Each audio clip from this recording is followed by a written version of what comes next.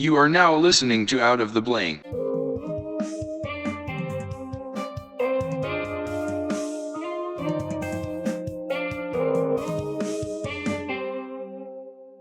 All right, we are recording. This is Mike with Anything Goes Project, and tonight we're just going to be shooting out another podcast. And that guy is Robbie Robertson. Thank you. Thank you. Name's so nice, you say it twice.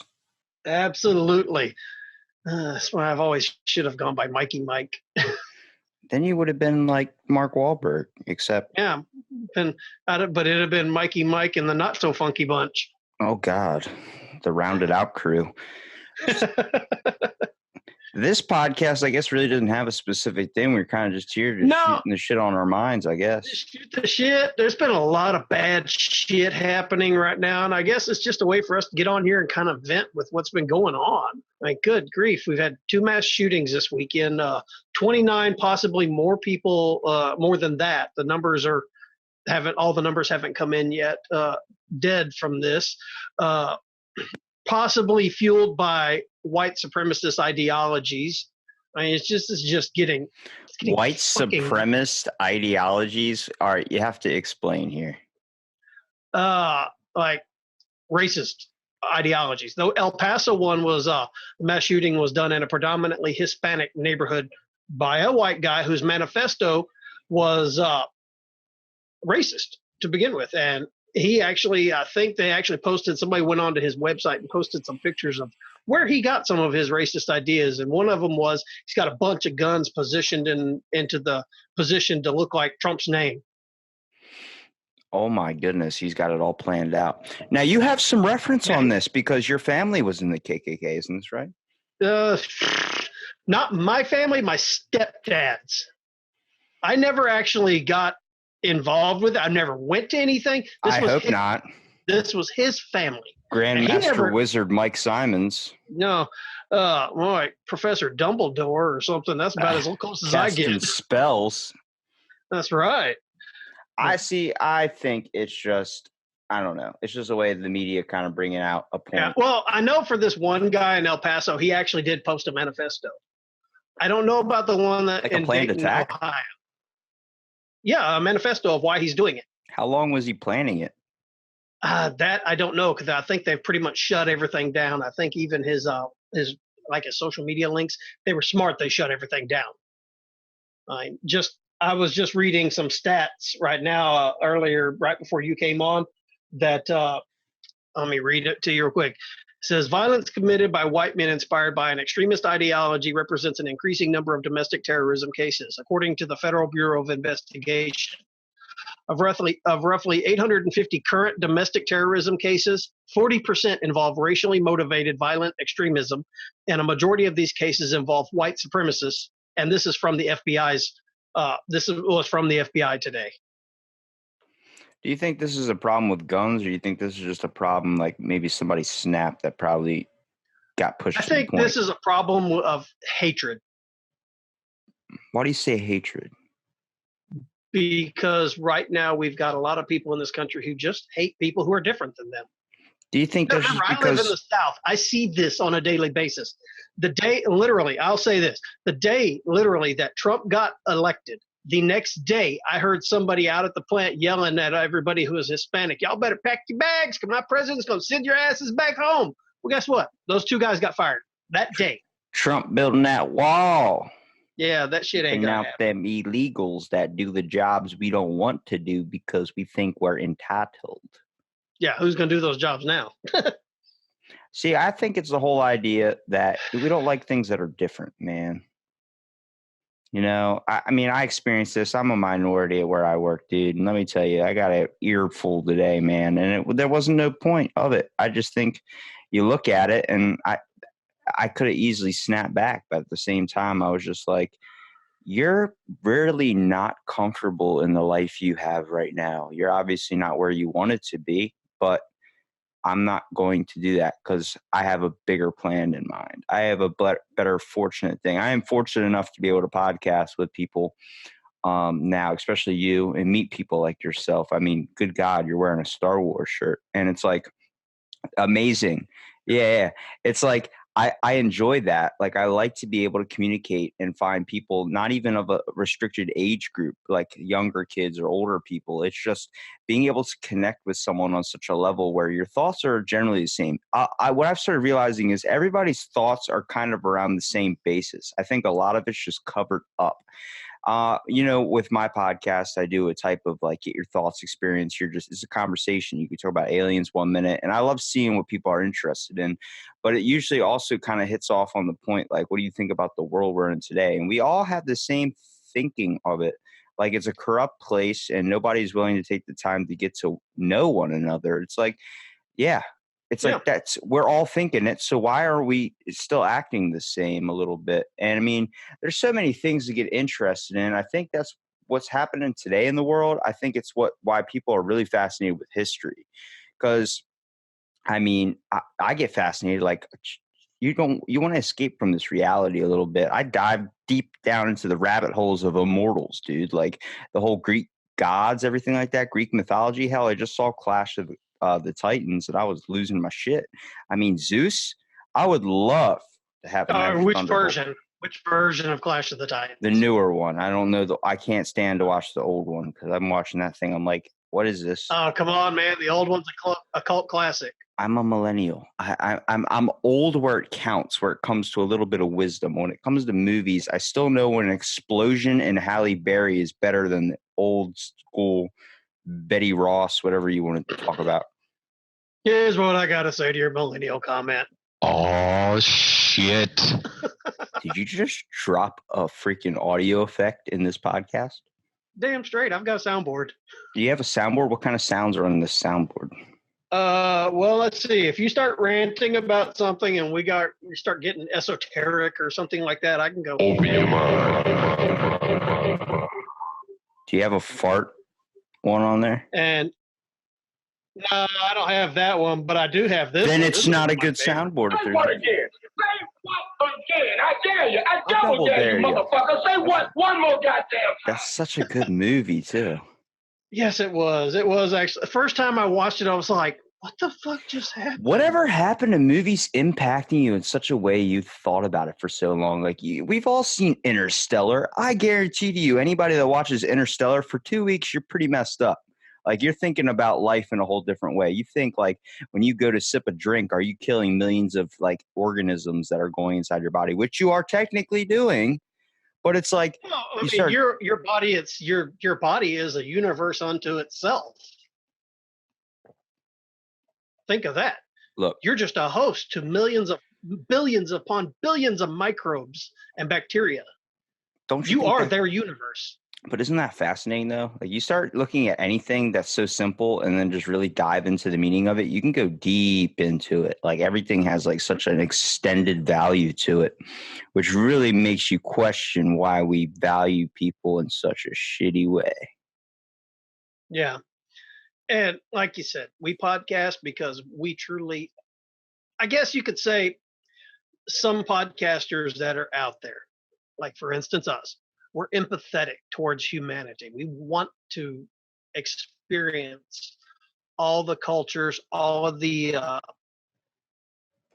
good things in life, and all the stuff that just makes humanity. I want the variety. I want to see the culture. I want to see everything, and I want to talk to these people. Hell, I just had an awesome podcast, and I introduced her to you because I want you to have that experience as well. Yeah, she's coming on tomorrow. She's gonna blow you away. She's gonna blow you away. I'm not gonna say her name right now because I haven't released her audio podcast yet. You're saving her video version. Actually, I guess I can't say her name. Her name is Ramsha Essa. She is a Muslim Asian and Muslim Asian American. She was brought here when she was 7 years old.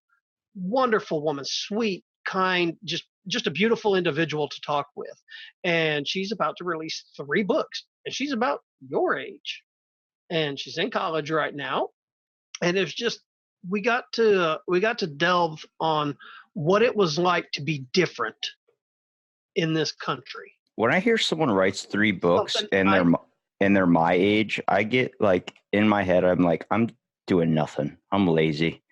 Like there are people writing books, there are people traveling to the moon, there are people doing these things, and I'm like, I went to the store today and bought an orange. And then I ate that orange later. I don't feel too good about it. I think it's the citrus. And I'm just like having these inner monologues in my head. And I'm like, good God, like, what am I doing? Like, is Doing this a podcast? Well, yeah. But at the same time, it's like, shit, maybe I need to throw some more irons in the fire. But see, some people take all that and then they're like, oh, I guess that's not me. I'm not going to be meant for that. It's true. You probably won't be the guy that goes into space. To be honest, I'm fine with what we're living on, to be 100% honest with you. I don't really feel like going and doing any types of space travel just because I don't know what's out there. And I am open to everything, but the unknown, no, thank you. I mean, save those for the Texas people that want to get off this planet just so they can get away from these other colors. All I got to do is tell them there's oil on Mars. Yeah, dude. I got to bring my 30-pound belt buckle up into space. There's oil on Mars. We're bringing freedom to Mars. Don't you think it's weird that if you dress like a cowboy, don't you think you should own a horse and you shouldn't have a car? You should literally travel by horse. If you're going to dress like a cowboy, you need to do that. That's a big pet peeve. I know a lot of people that dress all cowboyed out, drive the big ass dually. What do you do for a living? I work at 7-Eleven. Do you think they're doing it for attention though? It's a fashion. It's literally a fashion thing. And yeah, I'm sorry, but I grew up working cattle. I know how to work cattle. I've ridden horses. I've worked fence lines and stuff like that. And guess what? None of our jeans had all this fucking bedazzled shit on it. What cowboys wearing bedazzled jeans? Oh shit! You just watch any. Oh, find CMT on. I thought it was Blue Wranglers. No, hell no. Go to CMT if you can on your cable. That's country music television. I haven't watched cable in like 30 years. Yeah, if you can find country music television, watch some of these music videos and all these people, rednecks, line dancing and everything. I'm talking about like the jeans that these kids are wearing now. They think they're kicker, what they call kickers and stuff like that. No, I'm sorry. Blue Wranglers, that's all you need for getting out. I don't even do that. I do cargo shorts. I was the redneck that I was the one that all the rednecks were laughing at because I'm on a horse with Nikes and cargo shorts. Dude, I'm telling you, I got the horses in the back. Freaking comfort. That's my thing. I don't like Wranglers. I refer to Wranglers as stranglers because when you put them on, you end up with it like this moose knuckle. Good God.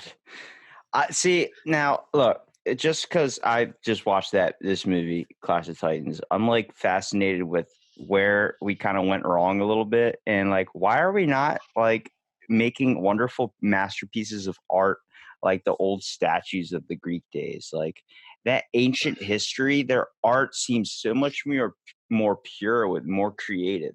Yeah, it kind of shaped in a different form with how we kind of have today. But I'm like, if you look at it though, like there's some fascinating shit throughout Greek mythology, throughout Roman, whatever you want to call it. It's just throughout history, any country, like the innovations of something starting and becoming something like it is today. Like we still have fascinating places like the Roman Colosseum, dude. Like that thing looks like out of a movie. Like it's literally been in movies, but it literally looks like holy shit. Like they had the mind to create that back then. And we look back, like we haven't really progressed that much in intellect compared to what it was back in the days. They were just doing it in a different form. Yeah. Well, and it has a lot to do with laziness, our lack of desire to advance. I mean, you think about this, and this is something that I've done a lot of research on. You think of the Dark Ages. How far along would we be right now if we hadn't have had to experience those Dark Ages, where religious ideologies were pushing down anything to do with science, philosophy, or anything like that? I mean, we would probably already have interstellar spacecraft because we lost almost how many years was that? Almost 1,000 years. Wait a minute. So what's your prediction on where we're going to be at in the future 20 years from now? 20 years from now, that would be 2030. we will be prepping to get the first manned mission to Mars because they've already set a deadline of 2035 for that. Hopefully by then, Elon Musk will have perfected the Falcon X rockets because those are just totally badass. They can take off and land back on a barge. We haven't been able to do that, and now he's actually done it. Hopefully by then we'll have perfected space travel to that point where where we can get past low Earth orbit and start actually. I'm hoping we start mining asteroids because there are so many precious metals that are in asteroids. It could basically change the whole industry on batteries. I mean, you think about it. If we can eliminate the need just by getting some of these raw materials from asteroids that are not abundant here on Earth, but are abundant as hell in some of these asteroids, like palladium and stuff like that.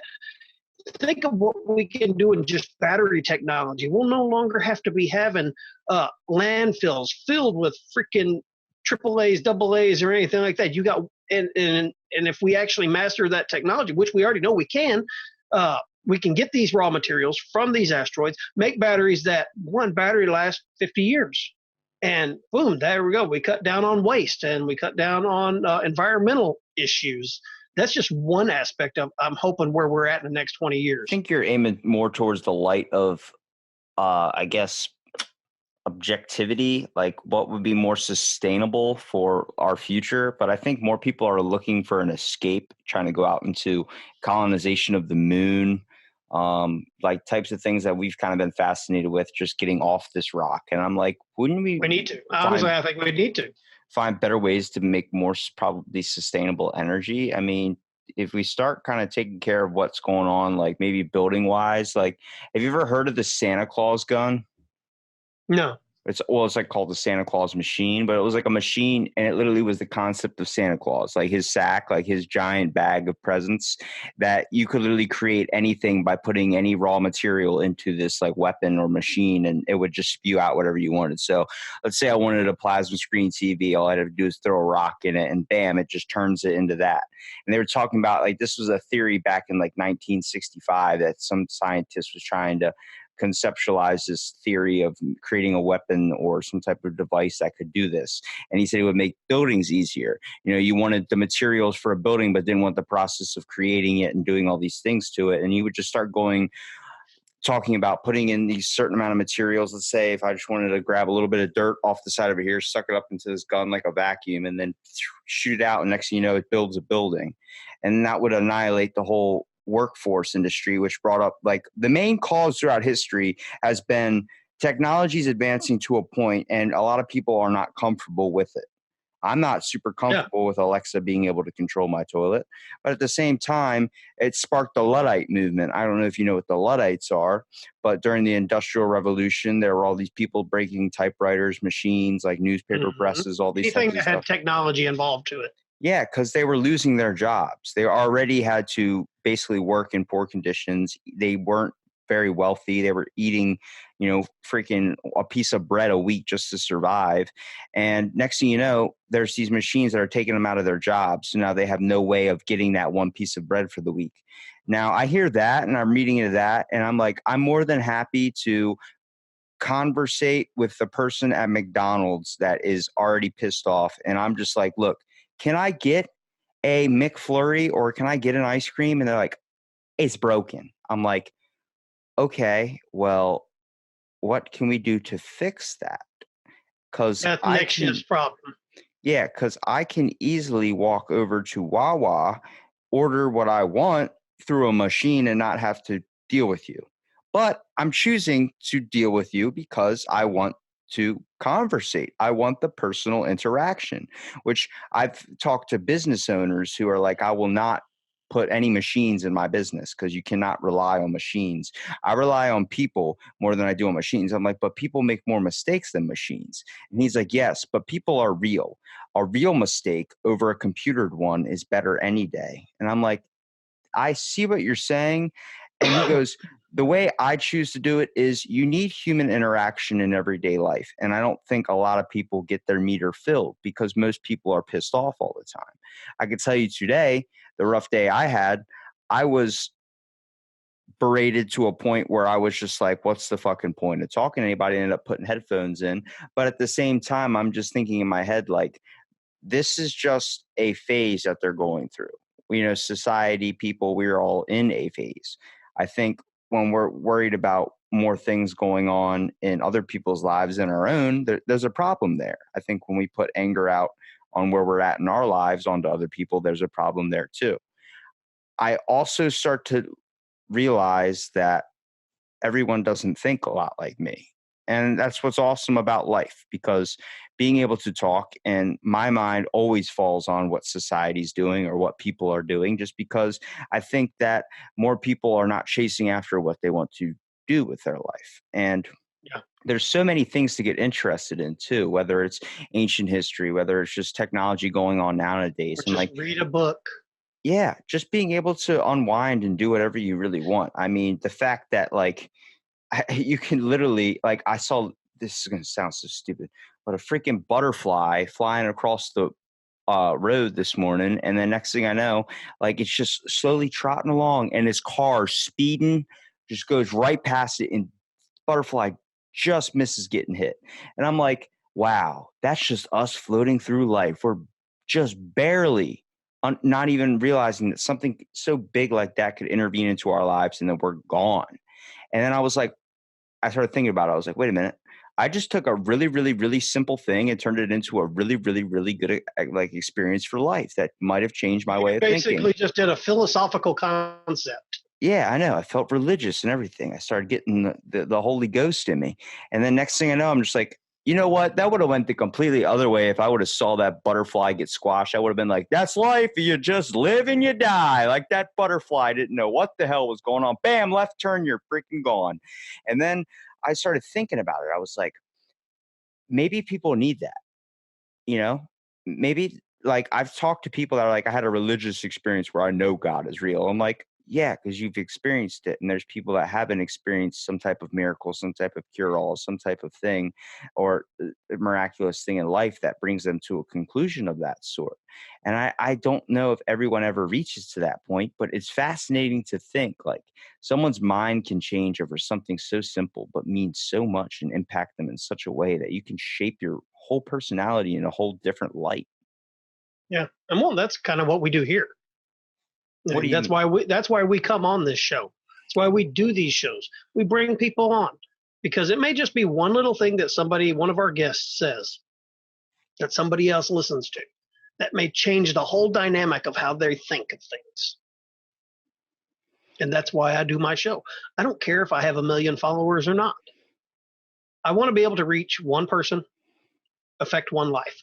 Even if that one life is me, I'm getting affected because I am truly affected by these people that I talk to. It changes my outlook and perspective on a lot of things because sometimes I may talk to somebody and like I said, it may be something that I was unfamiliar with. Well, hey, guess what? Educate me, teach me, show me what's going on, change my mind about something the way I'm thinking, which also goes into why I study a lot of science, a lot of philosophy, why I study paranormal, because I'm looking for answers that traditional guy standing at a pulpit preaching at you isn't giving me the answers, because half the time these guys are sitting there spouting off and it's like, you realize I've studied all the Abrahamic religions for the past 20 years. And you are totally wrong in how you're even saying that. You even misquote it and everything. So it's like you can't believe everything that's just told to you. You have to be able to look at things and do the research yourself to find out what's going on, find out the truth. Just like the news media. Are you going to believe everything that Fox News tells you? Probably, if they play a lot of flashy images and stuff, that's pretty Okay. on the Most people basis. do. My attention span's kind of like a squirrel chasing after a nut. I'm kind of always looking for that next nut. You know what I'm saying? Yeah. But most people stick to one source for everything in their lives. I don't want to do that. I don't want to be that person that is stuck in that one rut. And this is the way things are. This is the way they have to be, the straight and narrow. Well, guess what?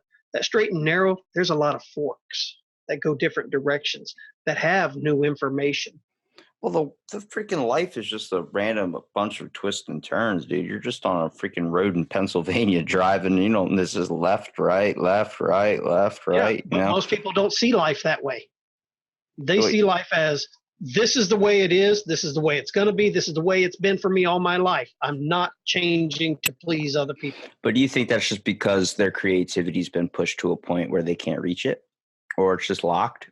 I like to think that it's like they've just been told. Or I would call it indoctrination. Okay. What do you mean by indoctrination? Well, you think about it, religious indoctrination. They start as an infant. Yeah, so they're influenced in a way to push down their creativity and never let it arise to the surface. Yeah.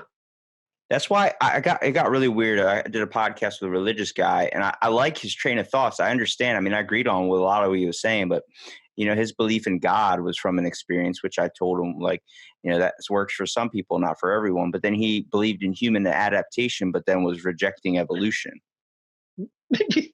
And I was like, wait a minute. If humans adapt, that's evolving technically. So if you look at that, he goes, I just don't think we came from apes. And I was like, I can see. You don't believe in the ape theory? If anybody ever comes to me and tells me I didn't come from no damn ape, you're absolutely right. We and apes share a common ancestor that wasn't fully ape, wasn't fully human. Our predecessors came from probably the same genus species as apes. I mean, we obviously evolved. That's what I believe. I think that there was a common ancestor. There was a common ancestor, but three hominids. Yeah, you got your Australopithecus africanus. All these. That's the one that they dub as Lucy. We found 300 different species of that particular one. It wasn't just the one. Dude, I've got so many charts and graphs that can actually show you through the different lineage. And apes, we're actually closer related to bonobos than we are chimpanzees. And we share 98% DNA with chimpanzees. Yeah, I find it fascination. Here's the thing where it goes. They took a different branch than we did. We're still primates. We share a common ancestor. But what we today know as apes was not the same thing 450,000 years ago. See, I think we evolved from the same species, which we're agreeing on here. But when I was listening to him talk, he was like, no, we come from Mars. I was like, no. What do you mean we come from Mars? He's like, we were created. Panspermia. Dude, I'm not even going to. I don't know. It was a little far-fetched to me. I told him straight up.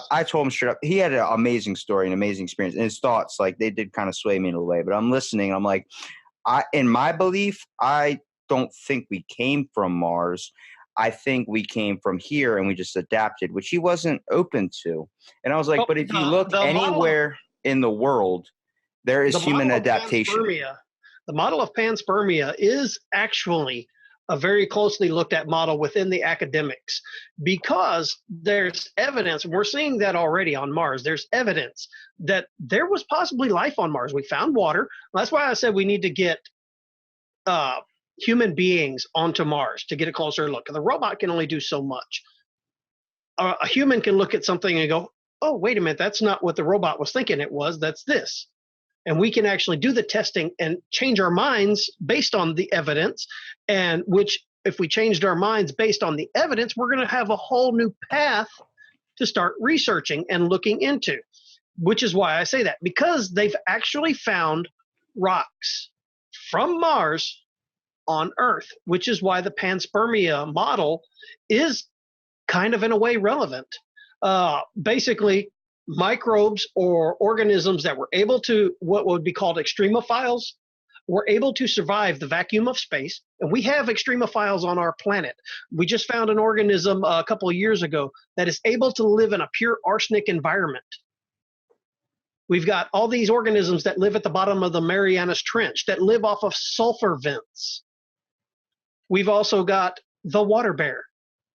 I don't know if you ever heard of the water bear. No, I haven't.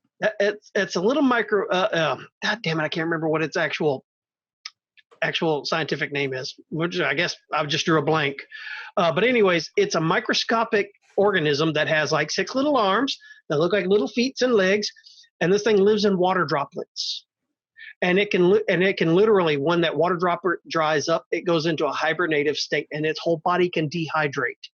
And 200 years later, it can be tardigrade. Yeah, I'm about to say, are you talking about the tardigrade? Tardigrades. Yes, tardigrades. Those are extremophiles. So what if something like that was because we know at one point in Mars's history, it was bombarded by asteroids and space debris, much like Earth was in its early development 4.5 million years ago, not 6,000 years ago, guys. But anyways, I don't know it what was you're bombarded. talking about. The Earth is only 6,000 years old. Oh shit! I'm fixing to end this conversation. The Earth is flat too. Did you know that? Or are you one of them circular Earth believers? It is not flat. It's on the back of a tortoise, and we're still trying to figure out what's fixing. That's a religion I would like to believe, that we're on the back of a tortoise right now. Are you kidding me? Floating through space? That is awesome. Terry Pratchett, dude. Discworld series. Let me tell you something. You hear that?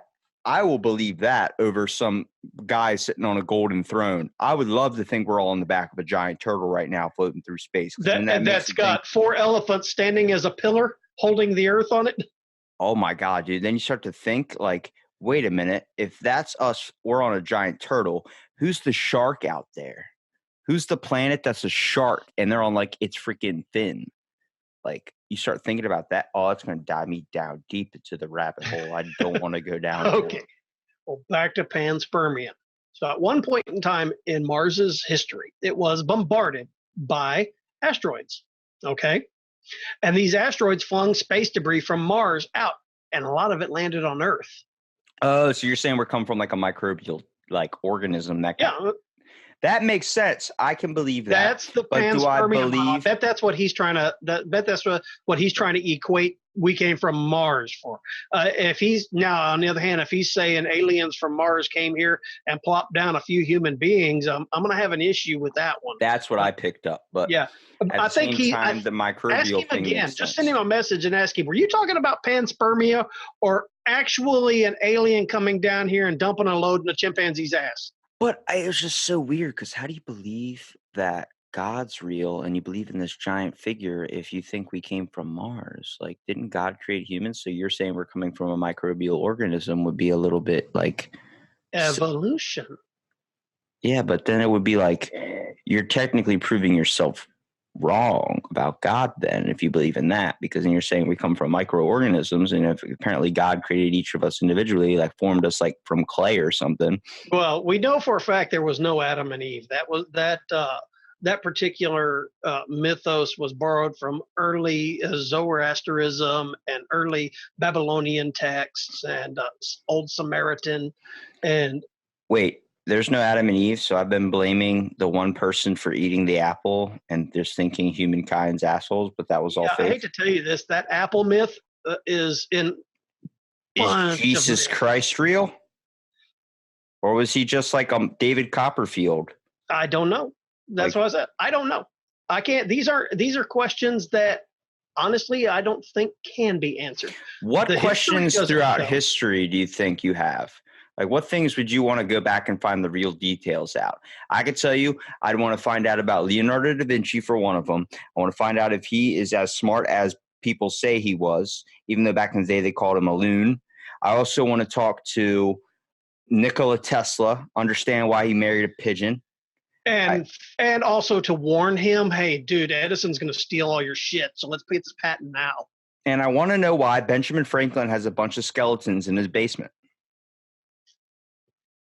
Yeah, well, these are questions. I mean, even though the skeleton one was kind of already. The only problem with that is, I don't think we can go backwards in time, because I think I've seen a lot of, but where you can't warp space enough to actually get backwards, but you can't go forward because time is continuously moving forward.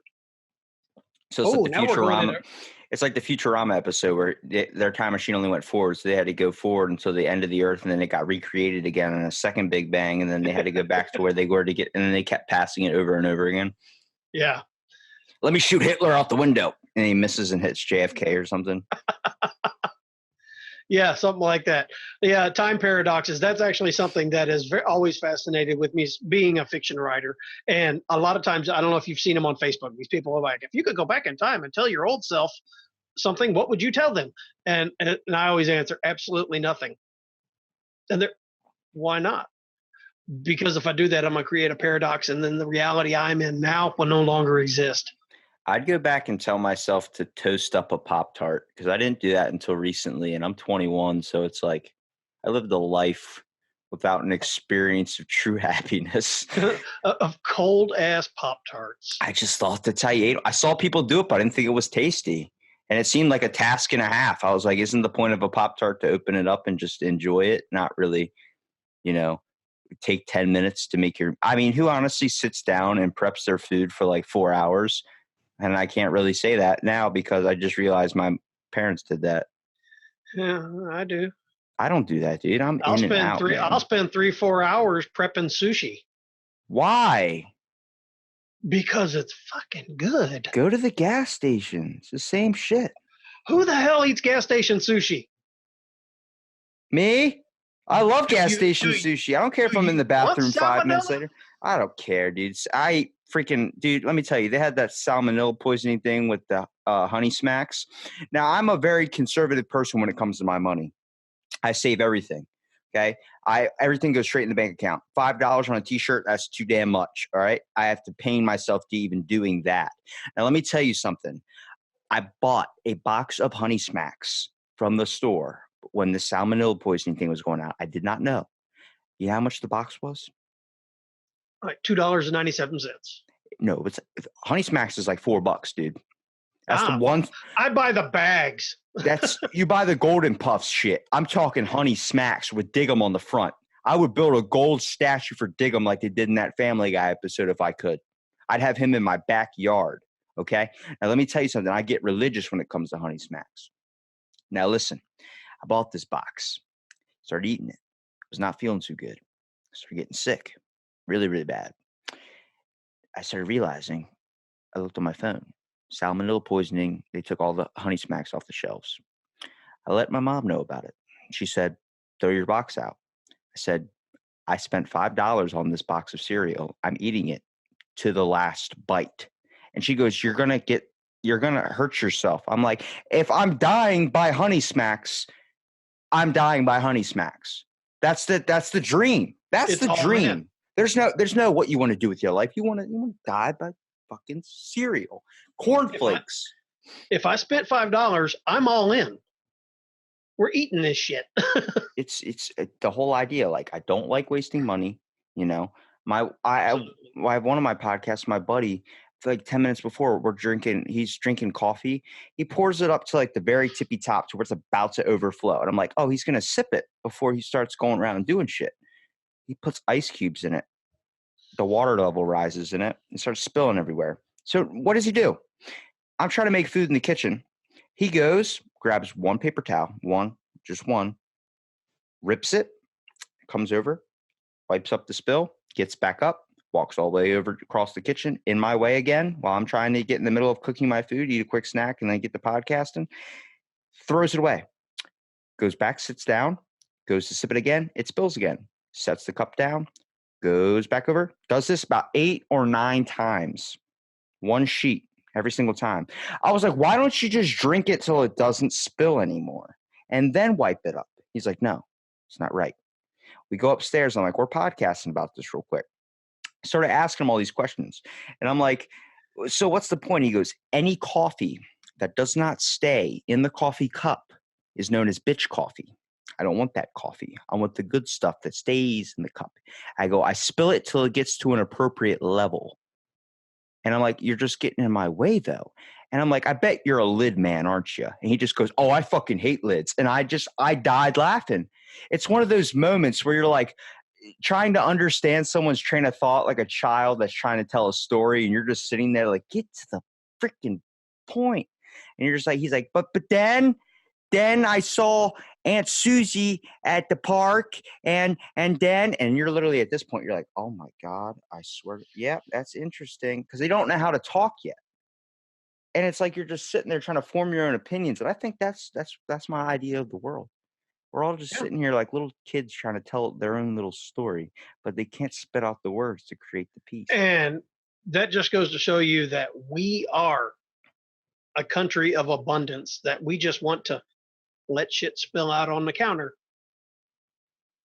because yeah.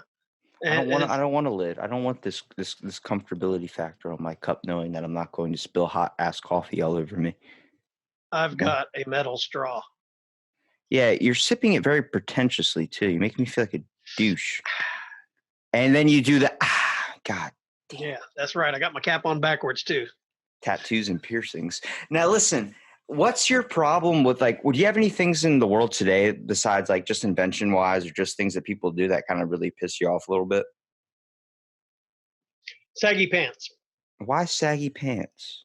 Because if you walk into a store and your pants are actually buckled around your ankles, they're no longer pants. Those are socks. If you're showing your my cousin got in trouble for this with my grandma. We're walking in Hawaii having a family vacation, and he had his boxers and his pants hanging below his dick root.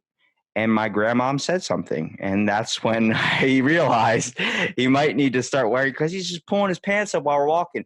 Dude, we hiked 6 miles in Hawaii, just me and him walking the streets. And the whole time he's holding up his pants way below where his nuts should hang, just holding it with one hand, just trying to hold his pants up. I'm like, you knew we were going traveling. Why didn't you wear something comfortable? He's like, I am comfortable, brother. And I'm like, well, he's Brazilian, but he was raised in Hawaii, so they speak pidgin, which is like Ebonics, basically. Their words are all cut. It took me the longest time to understand him. And he was like, I was like, are you hungry, dude? You want to go get a bite or something? He's like, I'm full on aloha, thank you. I'm like, what? Say what? Yeah. What? Are you fucking hungry? You want a pizza or something? He goes, I am full on aloha, thank you. And I'm like, what does that mean? He goes, I'm full of love, man. I don't want food. I'm like, talk to me like I'm like a normal kid your age, not some pigeon running around with his head cut off. It interests me because then you start seeing what he's interested in, and you see he's from the same genetics as me, but he's completely different just based on where he grew up. Yeah. He grew up in Hawaii and grew up in California, all these types of coastal beach areas. I grew up on the complete opposite, basically the knockoff of California, Ocean City, Maryland. It's a beach town, but it's got the imposter beach vibe. You can tell when there's a bunch of people, everyone looks kind of the same. We all rock the surfer type attire, but it's mostly blonde haired people, long hair, never wears a shirt anywhere, flip flops, tattoos, and board shorts. Yeah. Everywhere. I'm going through the beach. Problem with the flip flops, tattoos, board shorts, piercings, and anything like that. My problem is when you're going out into public and you got your ass hanging out and your pants are literally buckled either around your knees or your ankles. Those are no longer pants to me. And I had a kid that started working with us, and day one he comes in and he's doing that strut, holding his pants up. And I went, hey, you know what? I said, you're fixing to start working in this type of environment here. You got things that you have to be doing, which require both your hands. Yeah, you can't be and he holding just kind of looked at me. I said, you can't hold your pants up all day. I handed him a piece of rope and I said, pull your pants up, put this rope in, tie it. Tomorrow buy a belt. And then our supervisor walked by and he goes, and if you come in here tomorrow with your pants hanging down, you're fired. He says, a safety issue. He said, we don't have time for that childish bullshit. We're here to do a job. Yeah, well, that's actually pretty common. If you ever work in a machine factory, they tell you can't have long hair, you can't have these types of things. So you get stuck in the machine, next thing you know, you're gone. One of my favorite stories, monkey's paw. Yeah, that is a good story. Where the wishes and stuff and they all go bad. It's what would you, if I had to ask you, Mike, what would you wish for in the world to change? Anything in your life, I guess, not in the world, just in your life. It could be the world. You can do it that too. You can do a selfish aspect of it. What would 3 wishes you would have be? Number 1.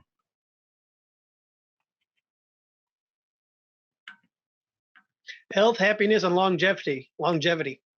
Okay, you got 3 wishes, so that would be all 3 of your wishes. Yeah. Well, what's your first one though? Explain the first one. Explain it. If you're healthy. Okay. Well, what's healthy?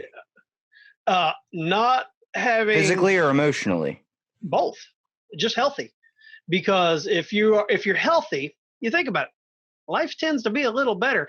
And now, if you're overweight, diabetic, got crappy joints, and mentally all jacked up and everything, that's to me it's hindering what your potential could be. And then the second one, happiness. Well, obviously, if I'm going to be happy or healthy, it helps with your happiness factor. Because how many people do you know that are unhealthy that are miserable? I guess it works in both strides because I see people that are unhealthy and happy, and I also see people that are unhealthy and miserable. Yeah. But I think if you one, longevity. Okay, what do you mean by longevity? Oh, I want to be immortal. What? Okay, all right. Hang on. I actually podcast about this. My cousins are all about being immortal. What do you mean by immortal? I know you mean live forever, but what exactly? How would you want that process to be completed? Would you want machine implantation? I'll take either or, because I've already told my wife flat out, if they come up with a neural link where I can upload my brain to an AI system and I'm dying, fucking upload my ass. Let's fucking pull the plug. Let me go. I don't want to do that, dude. I don't want to upload shit, dude, man. Upload. I don't. My thoughts aren't that important to be put into a machine to keep on going. Hell with my thoughts. Just think of everything that you can learn and discover. Sometimes discovery is bad, man. Okay, you're uploaded in. Just think of the hours of Pornhub you can go to. That's the problem. That's why I don't want to do it. I know I'll become one of those dark machines, like the ones that like you go turn it on, and it's just a fucking asshole when it answers you. Like the ones that talk back, you're like, computer's turning on. You're like, all right, sweet. Go. All right, let's go to the internet. And then Ed just type in like, did you wish to access the internet? And it's like, yes, I wish to go onto the internet. And it goes, what would you like to look up? Be like, I want to do this research paper. Fuck that, bro. We're going straight to Pornhub, dude. You got a good night ahead of you. That would be me if I was a computer, man. I'd be fucking with people so hard. I don't even mean to do it in a jerk way. I'm just like, look, I know what you really want. Did you watch the movie Transcendence? Yes, and that's what scares me is because I know there's going to be people out there. As soon as I upload myself, I'm going to be the one case where someone's like a terroristic attack and unplugs me from the world. Yeah, but that movie made me think about it. It's like, really, if I don't need this body anymore, and I could just be my mind. Because I'm all about learning things. I love to learn new things. But with Transcendence, it really wasn't him. They just uploaded like pieces of his consciousness. Now we're getting into a real question. If they upload your mind to a computer, is it really you? Or is it just an echo? It's a copy of you. It's just based on an algorithm of what your personality and stuff was like. It's the same reason why if they were going to create an artificial AI in honor of you or whatever, it's technically not a clone. It's I guess we're talking about. Well, see that leads to the whole factor. Like there's different types of immortality, and history has been obsessed with it. You know, the fountain of youth. The process of dying has been a scary one because no one really wants to know what happens when they're met at the end of their days. Everyone wants to live forever to do as much as they possibly can. It's very, very selfish. Now, I talked to my cousin about this because the anti-aging movement, all these people that are creating technologies and against aging, they think that like even everyone is against aging. Everyone is. We take supplements. There's a whole brand and like companies that sponsor off this hair growth. You know, you're losing your hair. Well, try Bob's Teal Wax. You put it right on your head. Next thing you know, you got a lush bead of Rogaine. Now, screw that. My hair is gone. I told my wife, I said, nah, it gets to a certain point. I'm just going to shave it all, which I usually do anyways. But then she's like, I kind of like you with a little bit of hair. So that's the only reason I got hair right now is because she kind of likes it. Gray hair in my beard. You know, I earned every one of these, keeping them. I'm old. I'm fat. Or no, I'm not necessarily fat. I'm plumper than I used to be. Hey, you know what? I'm rocking that shit. That's me. See, I think it's the whole idea. We don't want to die because we're never truly fulfilled in our own lives. And I was talking to my cousin about this, and we're sitting there, and he's all for pro living on forever. And basically everyone I know is. I'm not, just because the whole concept of I don't think if we were truly meant to live forever, then I don't know.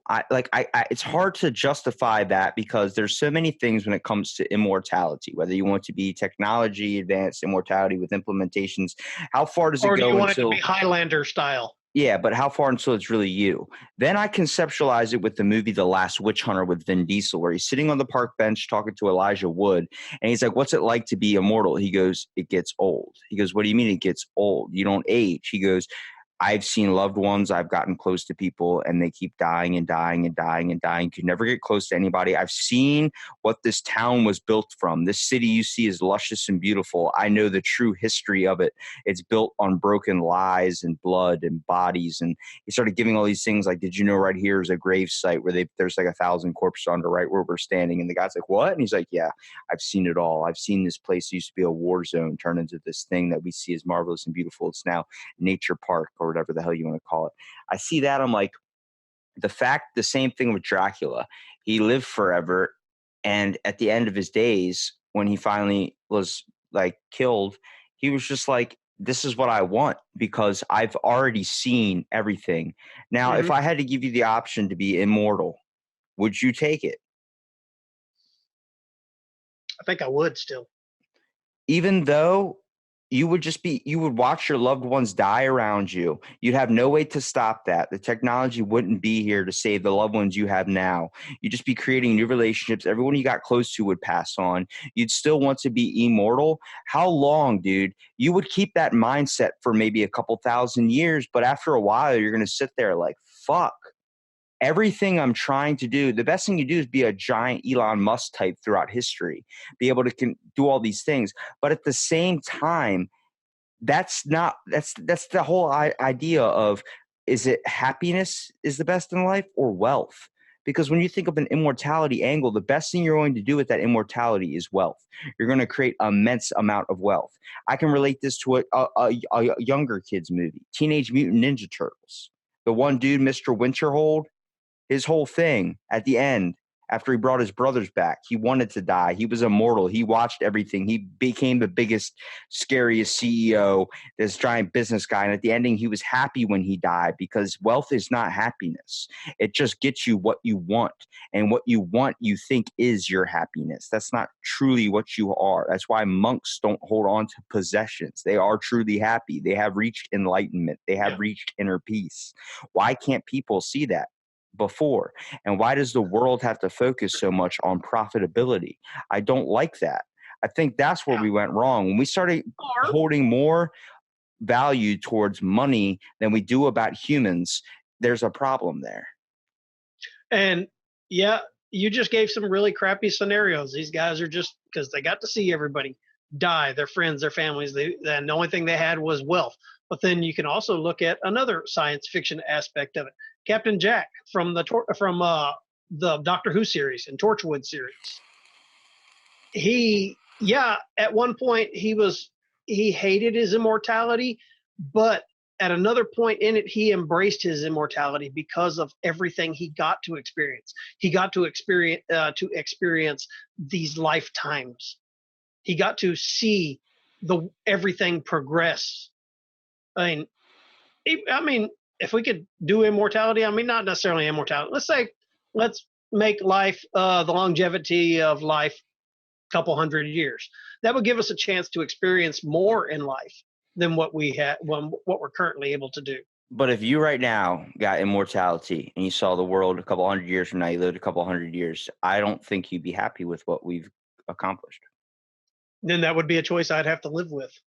But that would be a choice to make you. In the current state I'm in right now, I think I would do it. So you have a better aspect of what we're going to be accomplishing in the future rather than what we're going to be doing. I think with correct guidance. But that proper guidance hasn't been influenced in society yet. No, hasn't been influenced. And it might not be influenced for another 100 years. Who's to say no one's going to be able to really, your podcast isn't going to get, I'm not saying it is, but I'm saying your podcast might not get popular until thousands of years from now when a generation discovers it. But here's the thing though. Who wants to say that in 200 years, that influence that's going to guide humanity right towards the right thing isn't the immortal. I think the immortal thing is being able to be a factor in, I guess, immortality is only on the basic of concept of how long humans are going to be around. Yeah. So really, you're only immortal throughout history. Think about it. 95% of the life on this planet is gone extinct. Well, technically, you're already immortal, though, because you already created a podcast that's going to live on as long as humankind lives on, and technology keeps expanding. But technically, your voice is out there. Someone could just and I've written books. Yeah, someone can just take bits and pieces of all that and put it into one thing and create a genetic copy of you, and you just live on forever. The whole idea, like the one kid, I'll leave them some DNA in a sock. Just don't wash that one missing sock that gets out of the laundry. That's where your missing socks are going. Yeah, someone's storing Check it in under a your facility. Bed. Yeah, dude, you can sell your freaking sperm and get so much money off of it. I would do that, but then I'd be afraid there'd be too many like half me's out there. Like I'd have too many kids. You ever seen Delivery Man? The one dude that had like kept donating his sperm all these years to get a bunch of money, and the next thing you know, he finds out like he has like 300 something kids he doesn't know about. There was like, what? There was a movie very similar to that back in the 80s. It had Burt Reynolds in it, and it was the same concept. Dude, you could tell. You'd be look at him like that dude's Burt Reynolds kid. He goes, "How do you know?" He goes, "Look at that mustache. That is a fucking handsome kid." It's either Burt Reynolds' kid or Tom Selleck's. Yeah, exactly. There's only two people. You got to narrow it down. It's the same thing with Woody Harrelson, his kid.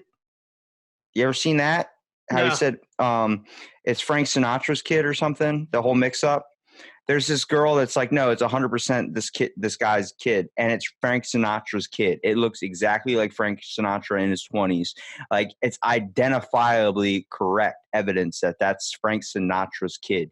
You have to look this up because you see that, you're like, that's 100%. You're like, no, it's the other guy's kid. He goes, no, there's not even a question. There's not even take the DNA test. Get on the Jerry Springer show. I'm telling you, 100% Frank Sinatra is the father. Yep. And you hear that, I'm like, technically, aren't you living forever by passing on your genetics? That's why we're fascinated with immortality. Yeah, I mean, technically you are. You're passing on your genetics.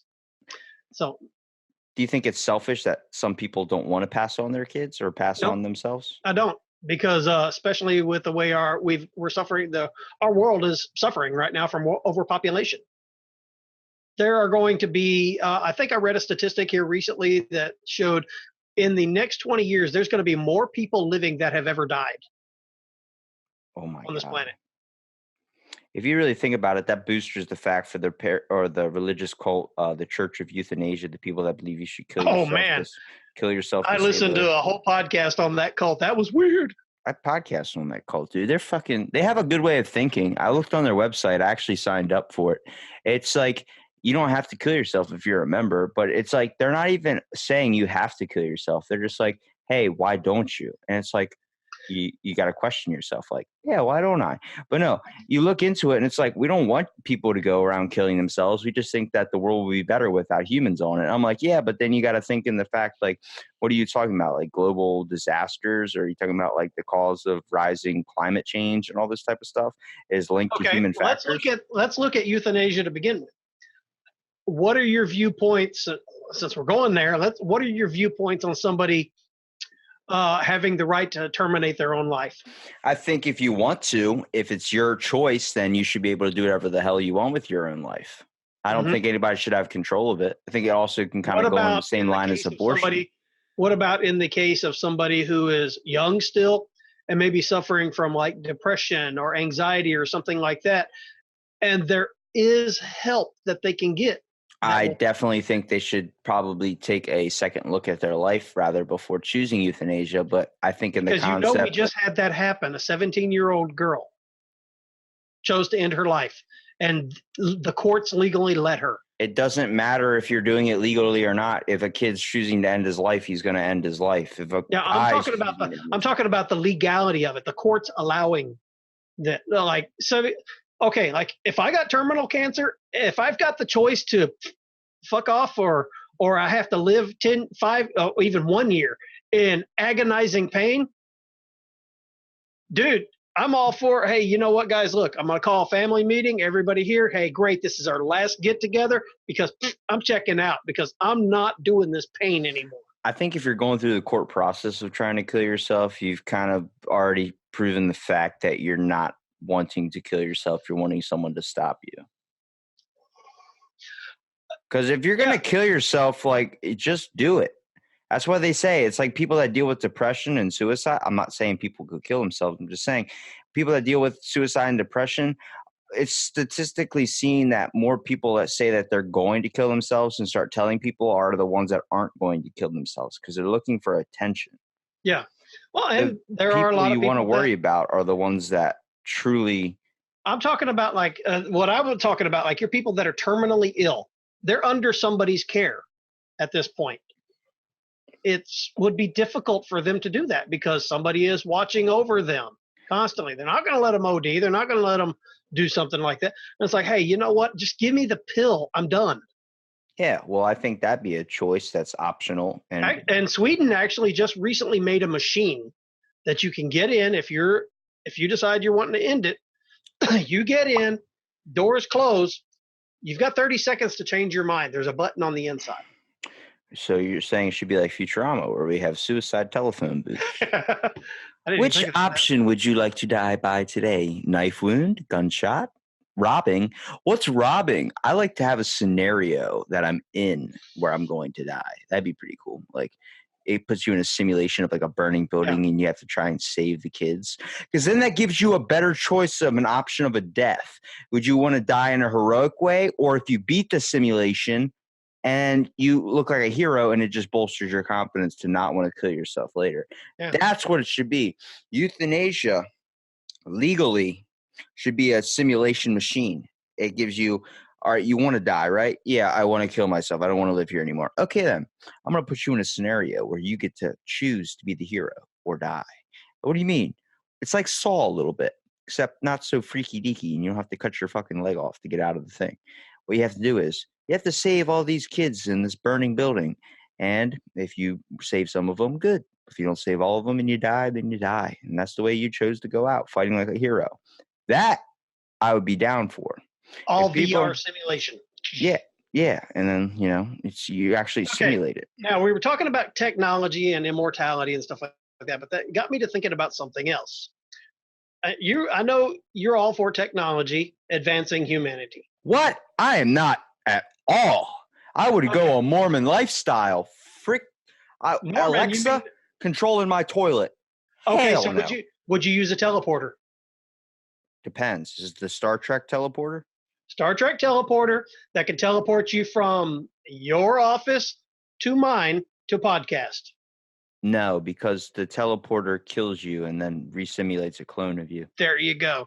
That's a question I've had a lot of people ask. I've asked before. Oh, hell yeah. If I have a chance to go over here, and it's like, yeah, but am I really actually talking to you? And they were like, what?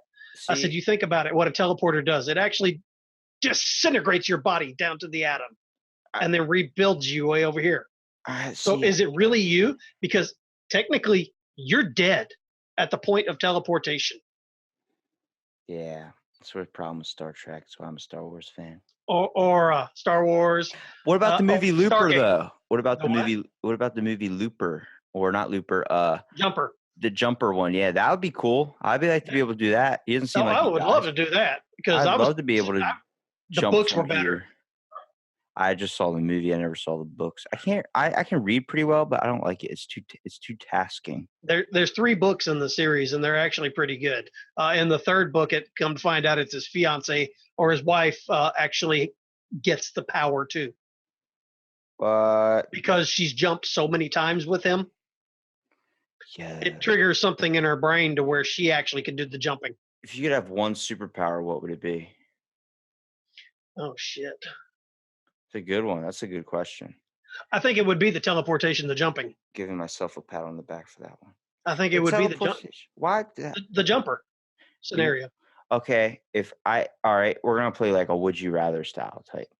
So if you could teleport anywhere like the movie Jumper, but you had to wait like a year to do it again. So you could teleport to Egypt, but you'd be stuck there. You have to travel back the normal way. You can only teleport there. You can't teleport back. Well, see, I wouldn't teleport to Egypt. I would teleport to Greece Italy, and worked my way over to Egypt over that year. Okay. Well, what happens if I told you, all right, so you want to teleport to Greece? Okay. How about the Greece not right now? It's the Greece way back in the day. Oh, or it's Greece in the future where they're experiencing a war. Oh shit! See, Yeah, this but see, is what I'm talking about. You're doing what's called moving the goalpost parameters. It doesn't matter because that's what a fortune cookie does. You eat a fortune cookie; it's a bland ass cookie, but you want the secret inside. Yeah, but that You want to wasn't get how out you of set the that original exterior. parameters. You just asked, what superpower would you want? Do you think a genie is going to do that to you? It's just like the monkey's paw, bro. They didn't know what they were getting into. I want my brother back. And next thing you know, bam, your brother's a zombie at your doorstep and you want him to go back to the hole that he crawled out of. I'm prepared for that. I've got all my Walking Dead shit behind me. Do you think zombies? All right, I actually talked to a person from the CDC from this. Zombies are real. This was not a podcast thing. They just called me on the phone and they do that survey shit I hate, that they call me at the worst inappropriate times. Like, hi. I'm like, hello. They're like, how are you doing today? I'm like, I'm doing okay. What's going on? Do you have a quick minute to take a survey? Not really. I'm taking a shit. But if you come back in 10 minutes, and I just don't pick up the phone. But I was talking to this woman. I was like, hello. And she goes, hi. And I was like, stop calling me, you stupid machine. And she was like, I'm not a machine. I'm like, oh my God, you're a real person. I was like, how's it going? She's like, do you have a minute to answer a few questions? We're doing a survey on statistical amount of people that are injured in the brain, part of the CDC. And I was like, wait, do you work for the CDC? She goes, I work on behalf of them doing a survey analytic thing. And this was a couple months ago. And I was like, can I ask you one question? Then I'll answer any questions you have. And she goes, sure, go ahead and ask it. I said, is it true the CDC has a thing in their training program where it focuses on how to deal with the Walking Dead? And she goes, I am not really obliged or able to give you that confidential information. And I said, thank you. And I hung up because she just told me they work with experiencing zombies. Now, whether they do or not, well, my answer from her read the bolstered my experiment that fact. happened recently where they actually were able to reanimate a pig's brain that had been dead? We've done that throughout history, though. It's the whole concept of Frankenstein. That was a real thing. They were experiencing using now it wasn't as basic as Frankenstein did, but functioning again. The neurons were firing. It was experiencing. But they're just sending electrical impulses, though. I don't think it's. Here's my question: what do you think about the zombies? Are zombies real? I don't know. See, I always wanted. What about the fungus? I always wanted a zombie apocalypse to happen, but then I had a really realistic dream, and I was like, that would fucking suck. Like, imagine that. Yeah, you know how hard it would be to survive in the zombie apocalypse? There ain't no Walking Dead shit where people don't take showers and they're still having sex. Like, take a freaking shower. You can't tell me all those smells and all that makes it seem beautiful. Like, No. Like, I don't like it. How, like, I don't know. Like, it's just weird. You'd have to think, like, you know how freaking on your toes you would be all the time? Like, we're already on our toes. If you're in a populated area and it happened. Oh, God, Atlanta. The Walking Dead, that show can only go so far. Like, now I stopped watching it like season 4. Victoria, Texas. Because in my books that I wrote, that's where Patient Zero happened. What, did Patient Zero have AIDS? No, Patient Zero was the one who actually started the plague. I wrote 6 books and they were all on like zombie stuff. Why don't you ship me one of your books so I can read it? I'll have to see if I can find the original document again. It's all uploaded to Amazon. It'll probably take 5 years for me to finish one of your books, but I will read it. Well, here's the neat thing. If you do it in a comic book style, I'll read it. You're talking to the comic book version.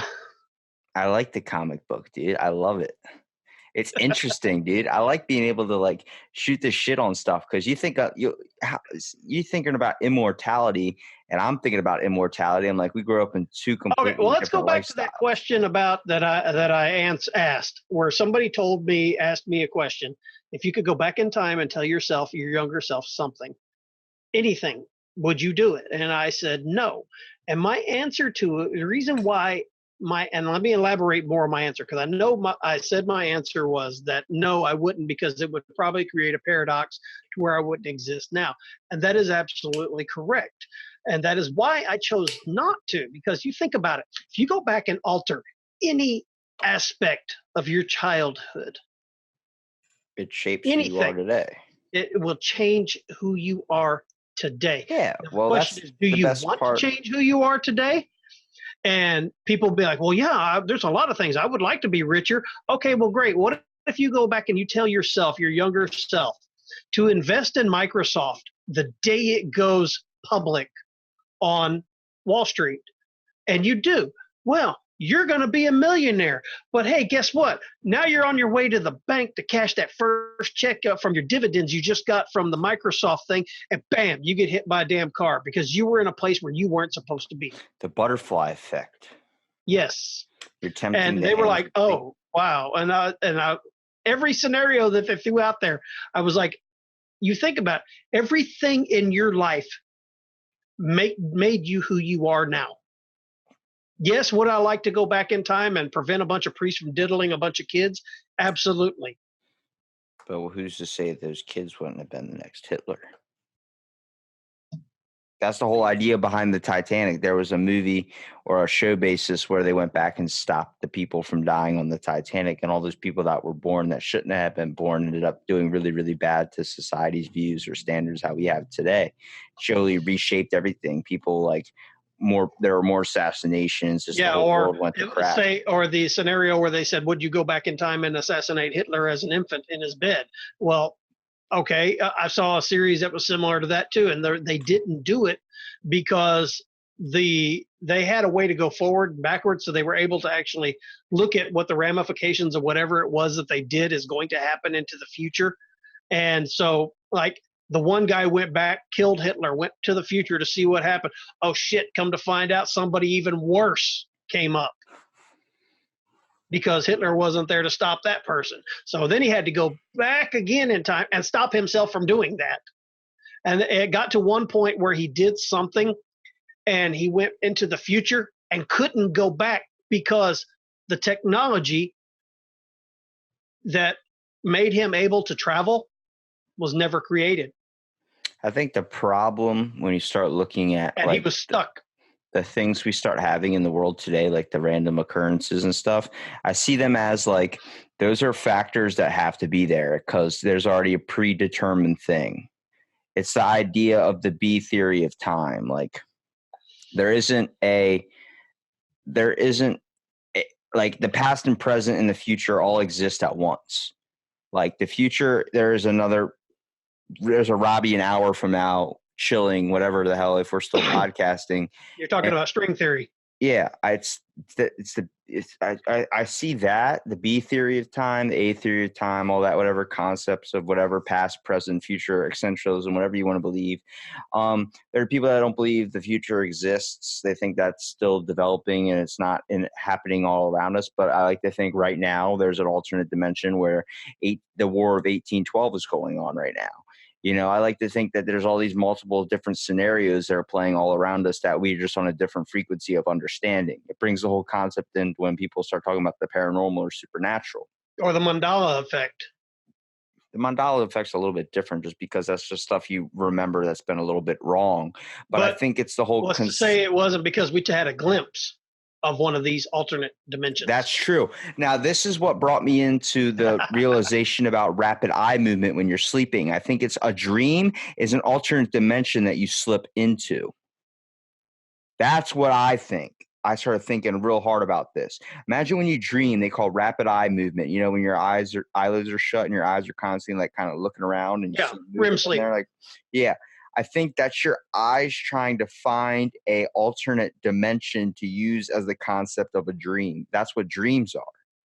Dreams are our imagination on crack, basically. They're our brain opening up that portal, and I think it's a dimension that we slip into, and that's a reason why people have hypnagogic jerks. Hypnagogic states.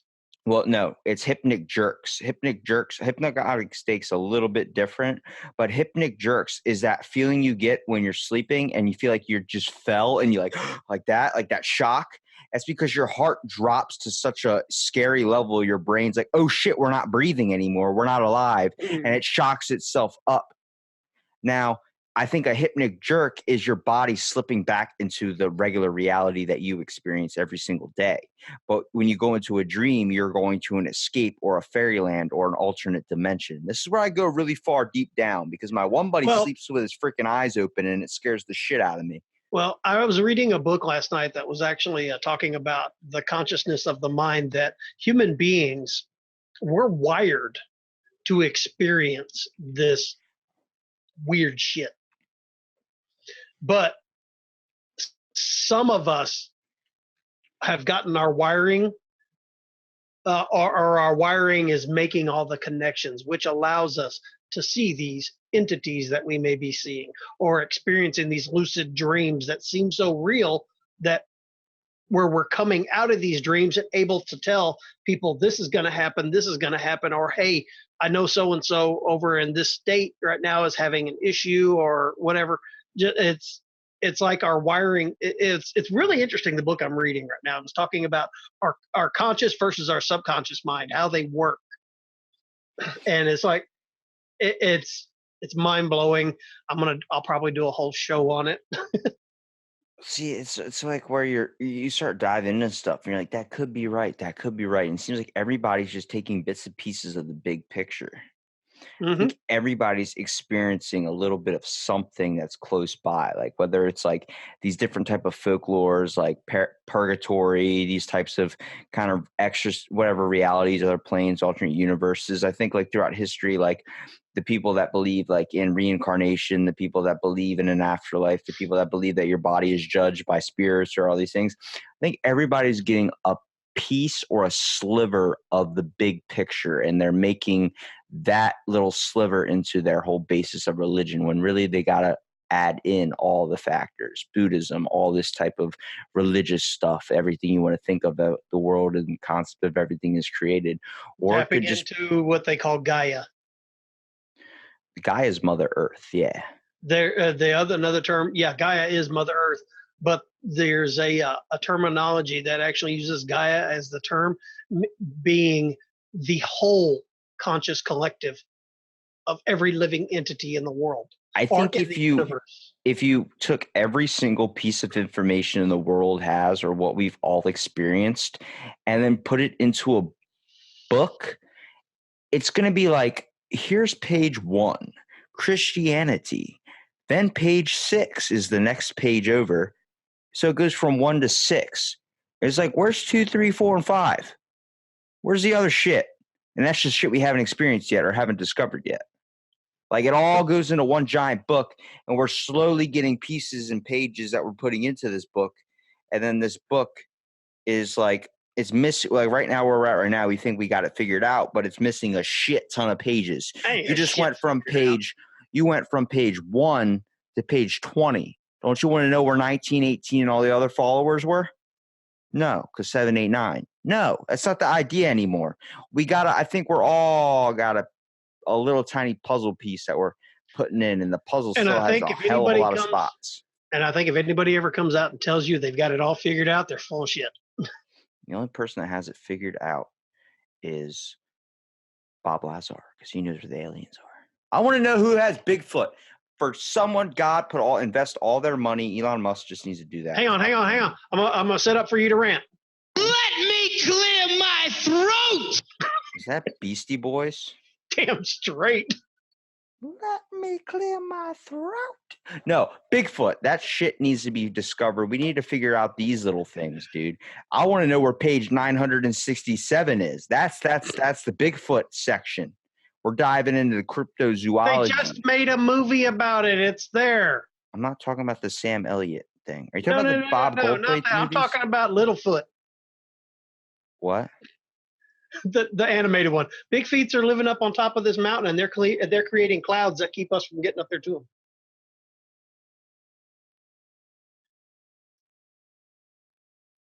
You don't even know what movie I'm talking about, do you? No, I'm just trying to think about what you just said.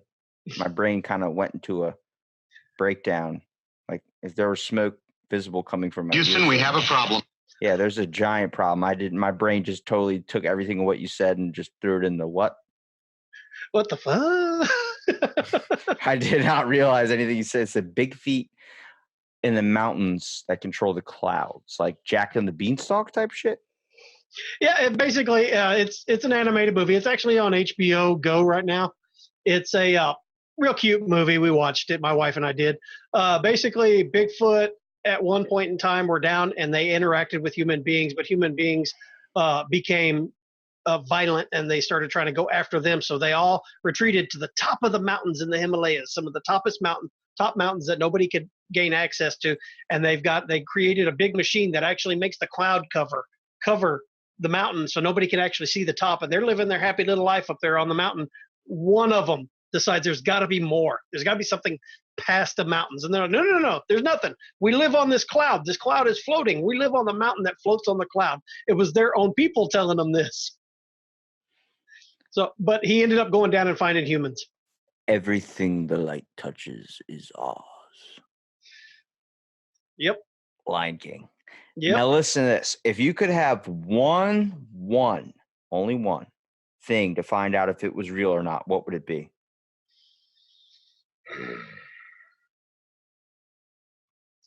Me personally, it would be ghosts.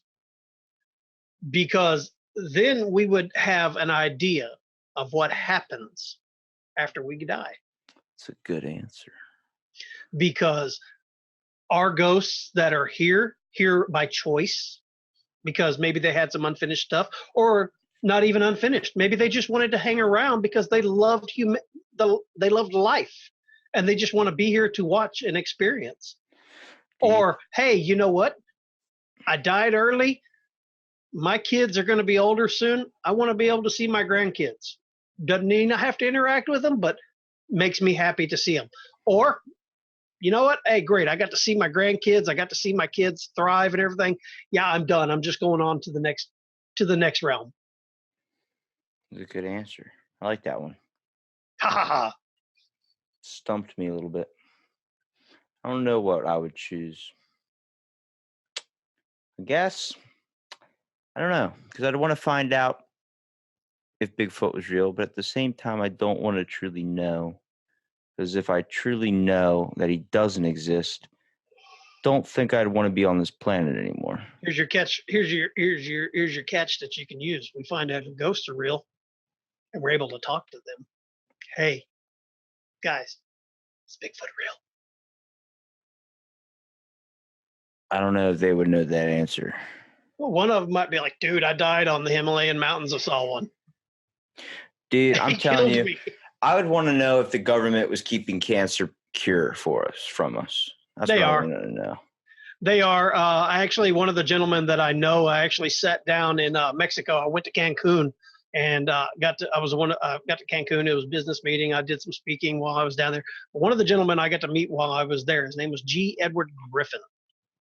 And he interviewed in one of, and the only way you could get these interviews is on tape. They're not on YouTube or anything like that. Do you remember the movie that Sean Connery starred in, Medicine Man? Yeah. It's based on a true story. He interviewed that man, sat down with him for 2 hours, taped the whole interview. Actually, sat down with him longer. The 2-hour taped interview that you get is cut back. But he talked about his experiences of going down into the Amazon and actually interacting with the Hivaro tribe. And he said during this, let me see if I can get the history on this straight. He went down there because he was looking for medicinal plants, and they were able to find them in the Amazon. Now, the movie bullshit, that was all movie. This was him actually going down there, spending time with these tribes, learning from the Hivaro Indians. The Hivaro Indians were an extremely violent bunch of headhunters. They had interaction with the Spaniards.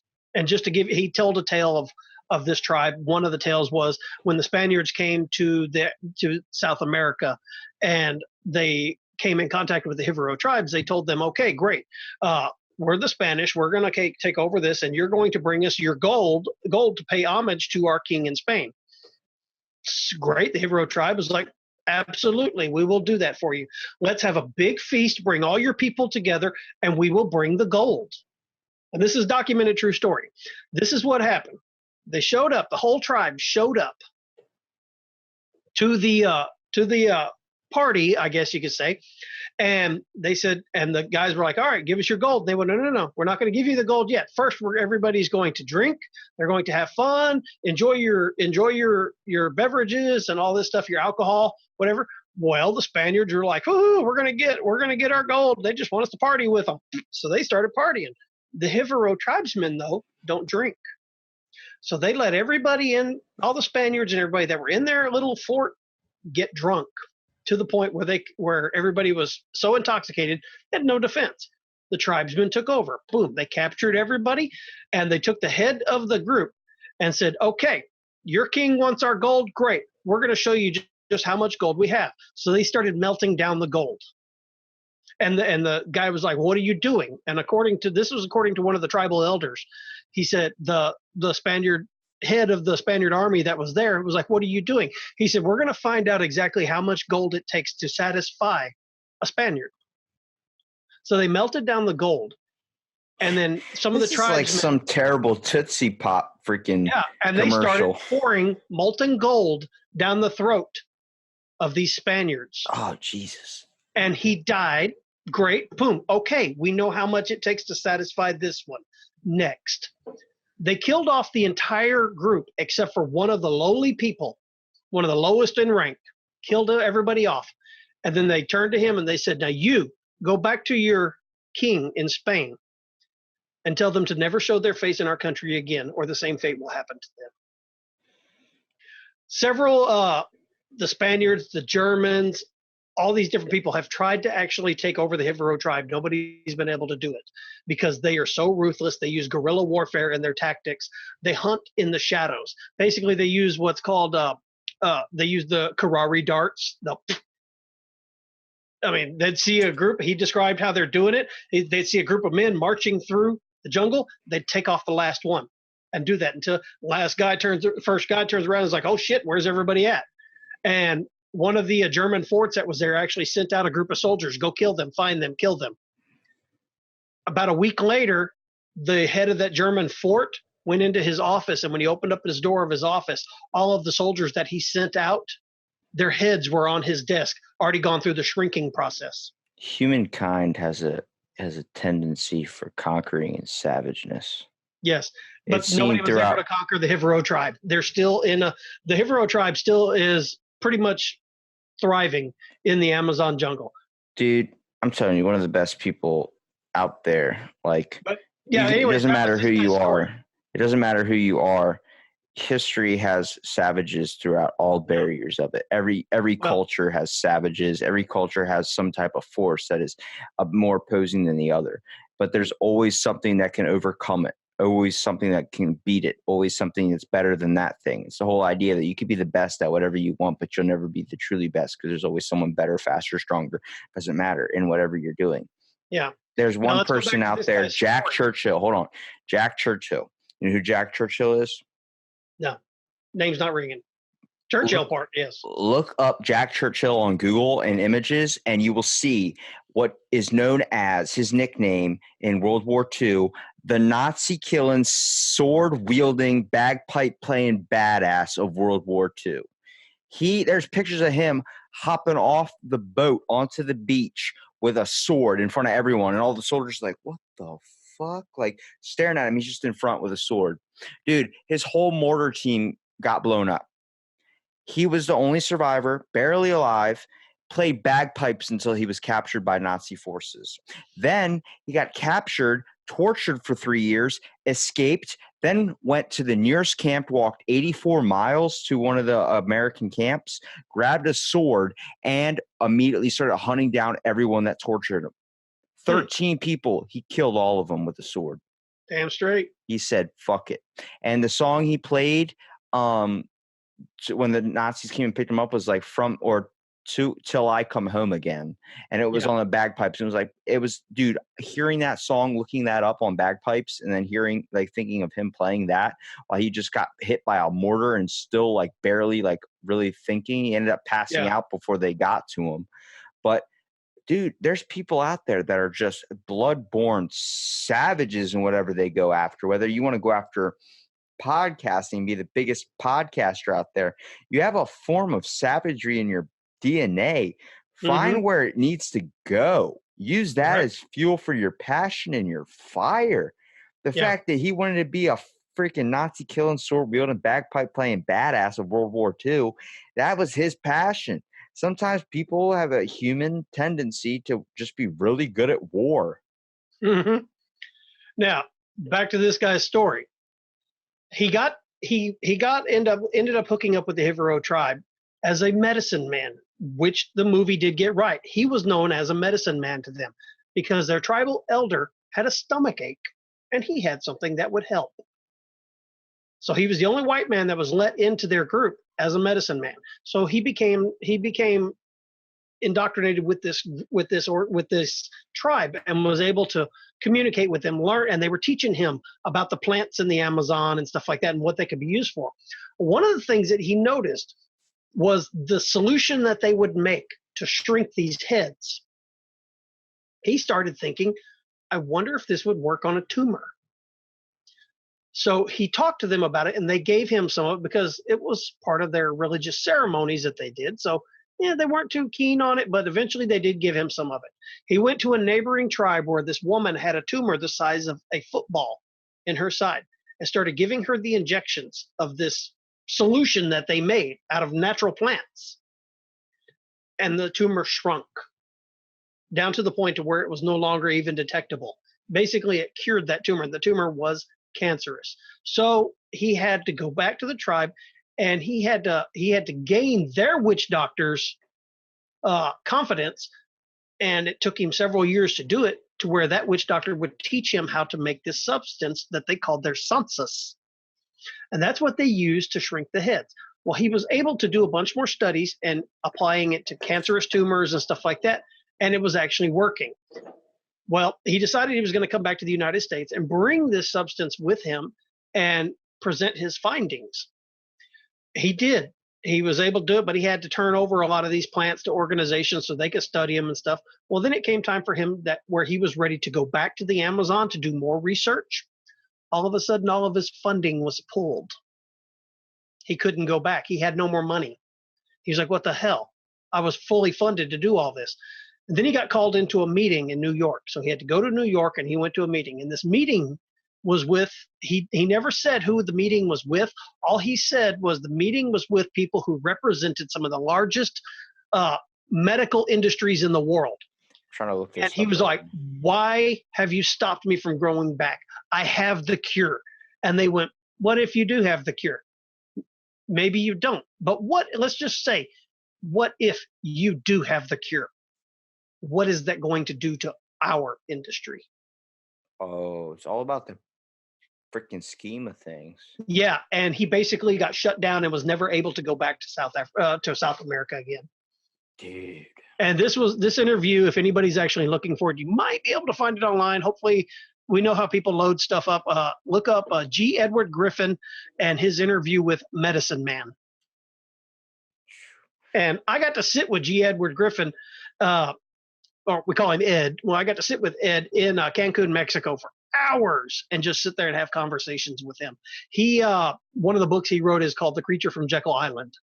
And it's all about the Fed and how it was created in secrecy on Jekyll Island off the coast of Georgia, New Brunswick, Georgia.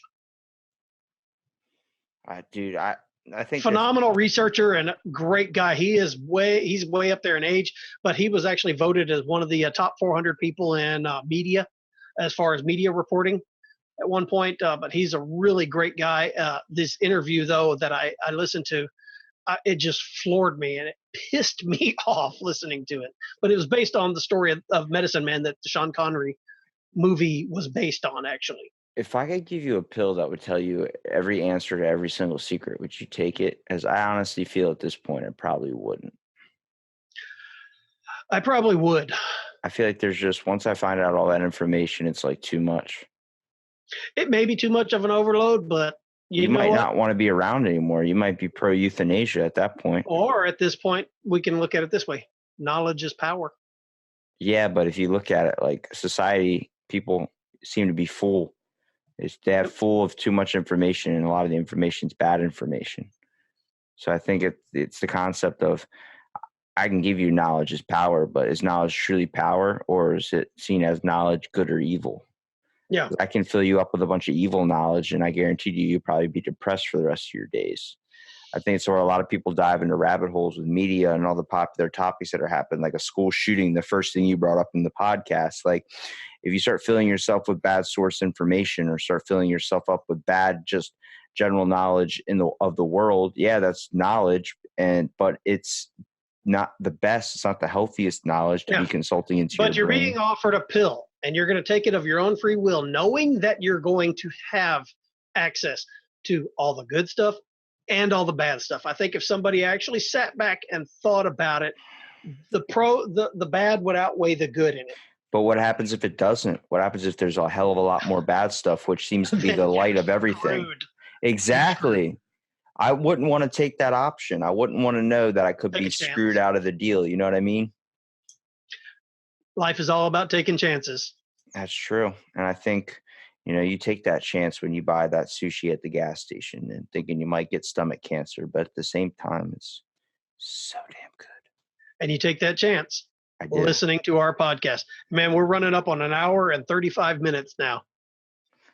That's good, dude. I mean, I wish we had live people I could ask questions so we can keep it going. But I think if we did it stream it on podcast on YouTube, it would actually, because I've got the software to actually stream live to YouTube, but you got to have a big enough following to where everybody's going to be like, oh, cool, I'm going to log in. I just want a following of people that will go and hunt Bigfoot with me and do these awesome adventures that I plan on having. Awesome. Well, guys, I think we need to wrap this up. I actually do have, my wife should be home here in a minute. She had to run. Wait a minute, you have a life? Oh, you suck. You suck. I don't like that. It doesn't go with my views. I have a wife. You have a wife and a life. She's going to want some stuff done. Now I got to get the kids and everything ready for school tomorrow. School is actually starting for us August 14th, but my two younger ones have actually started band camp. So they go up there for 8 hours doing their drills and their marching drills and stuff like that. So, yeah. It's hard. It's hard being an adult, isn't it? No, not really. I don't think I ever grew up. So adulting kind of just. This is why I don't own a goldfish, because I don't really want to take care of something. Well, yeah, we own goldfish, 7 dogs, 24 chickens, 3 ducks. Do you own a goat? No. Then it's not important, because goats are the only thing that matter in this world. No, I got the ducks. Dude, my buddy lives by a goat farm. I witnessed them stack themselves on top of each other to get over a fence. I've never seen an animal that smart before.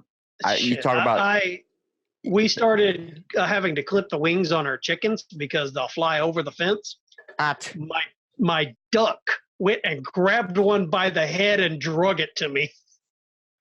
You have a duck? The whole time that chicken was going, "Ah!" This duck was like, "Get the fuck over there." Well, man, dude, it was fun podcasting with you. We definitely hit on some weird topics, but also some kind of relevant stuff, I guess. It was a pretty cool chat. No problem.